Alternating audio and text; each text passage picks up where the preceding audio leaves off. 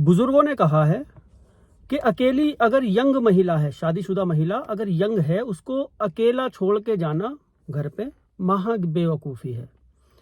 ऐसी महिलाएं अक्सर भटक जाया करती है। ये मेरा नहीं, बुजुर्गों का कहना है और कहीं ना कहीं ये सही भी है। आपने भी देखा होगा, कई बार ऐसे मामले आपके भी सामने आए होंगे जब अकेली यंग महिला को छोड़ के जाते हैं कहीं ज़्यादा दिनों के लिए, तो ऐसी महिलाएं भटक जाया करती हैं, किसी के भी बहकावे में आ जाया करती हैं। किसी का भी जो उनके उनके प्रति कोई भी अगर प्यार जताता है तो उसको वो बड़ी ही तवज्जो देने लगती हैं। ऐसी ही महिला की आज ये कहानी, समरीन उसका नाम था, महाराष्ट्र के अक्कलकोट की ये रहने वाली थी। इसकी शादी हुई थी मालव तालुका में 5 जुलाई 2024 को। ये अचानक से लापता हो गई। ये मायके में रहा करती थी ज़्यादातर। इसके पति कतर में रहते थे, कतर में काम करते थे। ये मायके में रहते रहते कभी मायके कभी ससुराल, इस तरह से इसका होता रहता था। ज़्यादातर ये अपने मायके में रहती थी जब तक उसका पति कतर में रहता था। अब कतर जैसी जगह से रोज़ तो आना जाना हो सकता नहीं, जानते हो सभी लोग, पढ़े हैं, कई साल में घर जाते हैं। 2 बच्चों के साथ ये वहाँ पे रहा करती थी। इनके घर के ही पास में एक पार्क था, उस पार्क में इसके बच्चे खेला करते थे। ये अपना घर का काम धाम बाल बच्चों में इस तरह से 5 जुलाई 2024 को बच्चों समेत ये लापता हुई। इसके जो अब्बू थे उन्होंने काफ़ी इसको तलाश किया। जहाँ जहाँ उनकी नज़र गई, जहाँ जहाँ भी उनको पता था कि ये वहाँ मिल सकती है, उन रिश्तेदारों के जाती थी वहाँ होगी, हर जगह इन्होंने जाके देखा। इसकी एक बहन थी, उसके यहाँ भी पूछा, उन्होंने कहा कि नहीं हमने तो देखा। इसकी सहेली थी, सहेलियों के पास जाके पूछा, उन्होंने कहा कि हमने तो उसको देखा ही नहीं, हमें नहीं पता कहाँ है। पड़ोसियों में, मोहल्ले में, दूसरी जगह, मायके में, ससुराल में, हर जगह समरीन को तलाश कर लिया कि 2 बच्चों के साथ वो गई तो गई कहाँ, उसका कोई पता नहीं लगा। परेशान होकर इन लोगों ने कंप्लेन करा दी।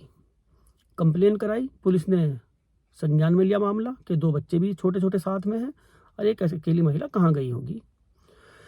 पुलिस ने समरीन का मोबाइल नंबर लिया, मोबाइल नंबर से उसकी कॉल डिटेल निकाली। कॉल डिटेल में एक नंबर ऐसा मिला जिस नंबर पे समरीन बहुत ज़्यादा बातें किया करती थी।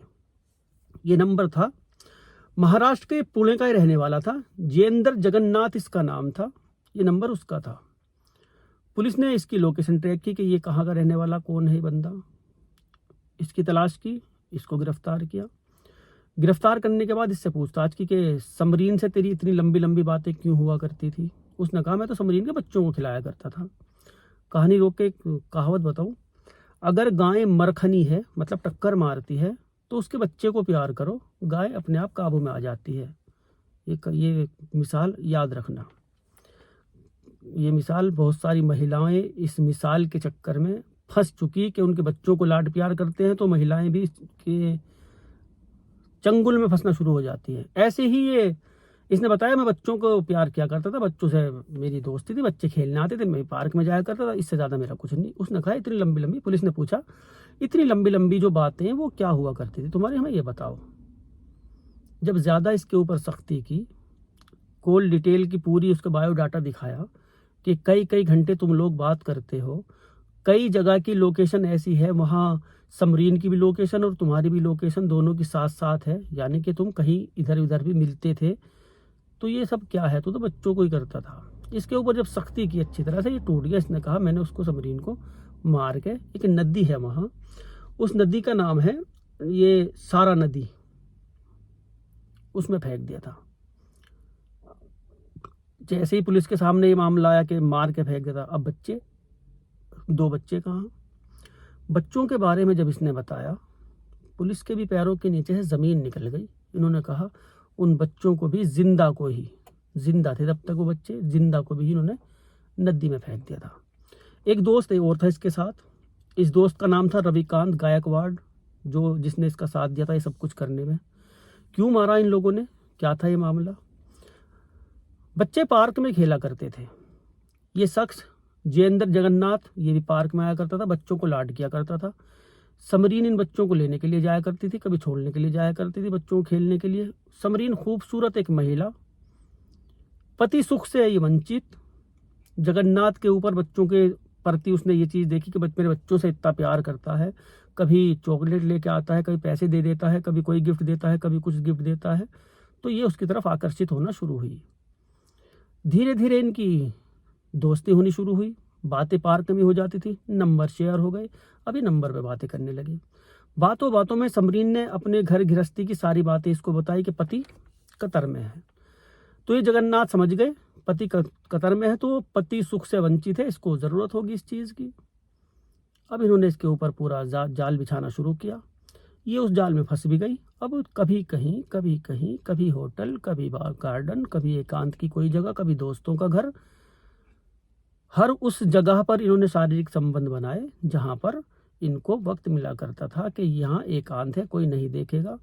इस चीज़ की भनक ना ही बच्चों को पता, ना ही इसके माता पिता को पता, किसी को भी नहीं पता, ना ही इसके उस पति को पता जो इसके लिए, इसके बच्चों के लिए कतर में मर रहा, जो दिन रात वहाँ मेहनत कर रहा, उसको भी नहीं पता कि उसकी पत्नी घर पे क्या गुल खिला रही। कोई सुराग, कोई कुछ नहीं, इनका अपना ऐसे ही चल रहा। अभी चलते चलते ये हो गई प्रेग्नेंट हुई। जगन्नाथ से कहा कि प्रेग्नेंट हो गई। जगन्नाथ ने कहा तो सफाई करा देंगे, क्या हुआ। इससे पहले भी इसने सफाई कराई थी, इसकी 2 बार पहले भी सफाई करा चुका था। अब तीसरी बार जो हुई थी, ये 3.5 महीने की प्रेग्नेंट थी इस टाइम। इसने इसको बुलाया। एक ये उषा बदवान नाम का एक डॉक्टर था, ये महिला थी। एक डॉक्टर अर्जुन नाम का था। अर्जुन और ये उषा, इन दोनों डॉक्टरों से इन्होंने संपर्क किया। उषा ने संपर्क कराया था इसका, जो ये जगन्नाथ था। रविकांत गायकवाड़ ये दोस्त, ये उषा का दोस्त था। इन लोगों ने मिलके इसको कहा कि तू वहाँ जा उस हॉस्पिटल में और वहाँ पे इसका इलाज करवाते हैं, सफाई करवा देंगे इसकी। 5 तारीख को ये घर से निकली। निकलने के बाद ये हॉस्पिटल में नहीं पहुंची, पहले इसके दोस्त के घर पहुंची, रविकांत के पास, जहाँ पर ये अक्सर मिला करते थे, जहाँ पर अक्सर इनका शारीरिक संबंध बनता था, जहाँ पर अक्सर पाप की गंगा में ये गोते लगाया करते थे, जहाँ पर अक्सर अपने पति की मान मर्यादाओं को वो तार तार किया करती थी। उस दोस्त के घर गए, पहले गई है। दोस्त ने फ़ोन किया उसको कि वो यहाँ पे आ गई। उसने कहा यहाँ पे लेके आ जा। हॉस्पिटल था वो, उस हॉस्पिटल में लेके गए। 3.5 महीने का वो बच्चा था जो निकाला गया उसके पेट में से। बच्चा तो मर चुका था वो। बच्चे के साथ साथ ये समरीन भी मर गई। जब समरीन का देहांत हो गया, बच्चे ये बाहर बैठे, दोनों बच्चे गाड़ी में, इसका वहाँ अबॉर्शन कराया, बच्चा ही मर गया, समरीन भी मर गई। ये डॉक्टर डर गया, अर्जुन, कि ये तो मर गई, अब क्या होगा। डॉक्टर अर्जुन ने इसको सलाह दी कि अब करते हैं ऐसे ऐसे। इन्होंने प्लान बनाया। प्लान के मुताबिक एम्बुलेंस में उसकी बॉडी को रखा, एक बोरे में अच्छी तरह से पैक करके रास्ते में एम्बुलेंस में रखा। एम्बुलेंस चल दी, बच्चे भी उसी एम्बुलेंस में। रास्ते में बोरे का मुंह खुल गया। जब मुंह खुला, बच्चों ने अपनी माँ की हालत देखी, इस तरह से बोरे में से उसका मुंह निकला। बच्चों की चीखें निकल गई, रोने लगे, चीखने लगे, चीखे चिल्लाए। उसने, जगन्नाथ ने 2 थप्पड़ मार के उन्हें चुप करा। छोटे छोटे बच्चे थे, एक 3 साल का था और एक 6 साल का था। उस झील के किनारे, वो नदी है, वो उस नदी के किनारे एम्बुलेंस रोकी गई। पहले तो उसको फेंका, फेंकते के साथ ही बच्चे और ज़्यादा रोने लगे। फिर बच्चों को पकड़ के इन्होंने इसमें फेंक दिया। वो तो मरी हुई थी, बच्चों को जिंदों को ही फेंक दिया।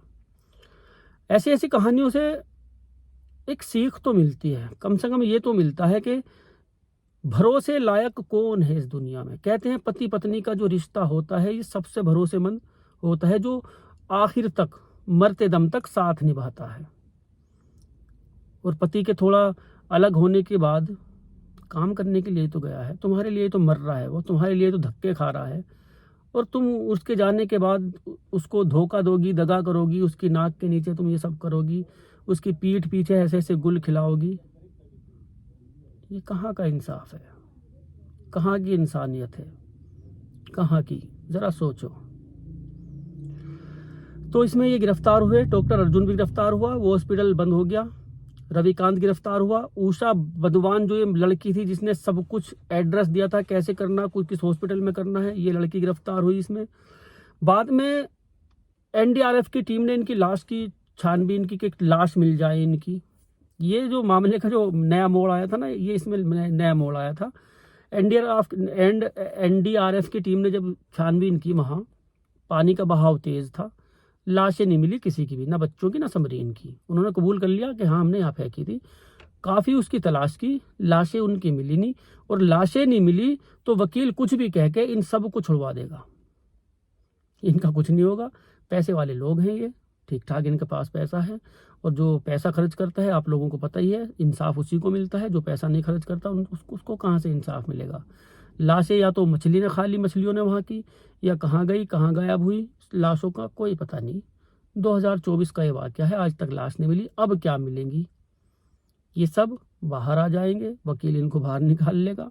इतनी बड़ी घटना करने के बावजूद भी जब तक चश्मदीद ना हो, या तो चश्मदीद है तब ज़्यादा जुर्म साबित होता है, और या तो चश्मदीद ना हो, या कुछ वो चीज़ ना मिली हो जिससे वो काम किया गया, या जिसके साथ किया गया वो बरामद हो, तभी ये जुर्म साबित होते हैं। ये हमारे यहाँ का कानून है।